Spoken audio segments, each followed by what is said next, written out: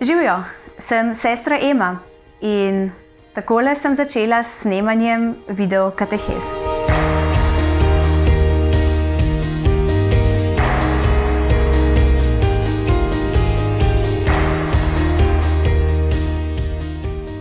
Začelo se je pred nekako 5 meseci, ravno ob tej skali.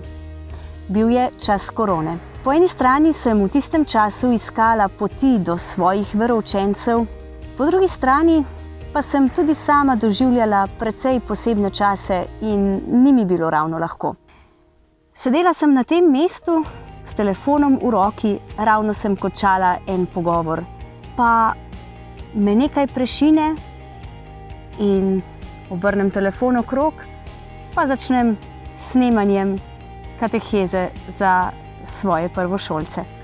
Snemanje je šlo nekako spontano, problem pa je nastal potem, ko sem mogla videti samo sebe. To pa mi je bilo res težko.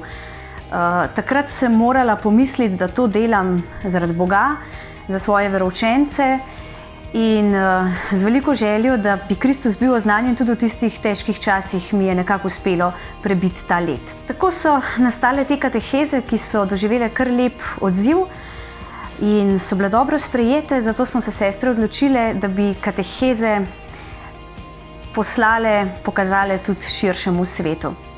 Ko sem se zadeve lotila, sem ugotovila, da stvar vendar ni tako težka in nemogoča.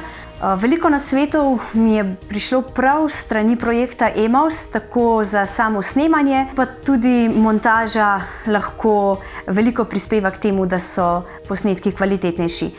In kvaliteta posnetka je vsekakor tista, ki omogoča, da je gledanost večja in da na ta način doseže Kristusovo oznanilo, veselje evangelij več ljudi. To pa je seveda cilj vsakega oznanjevalca.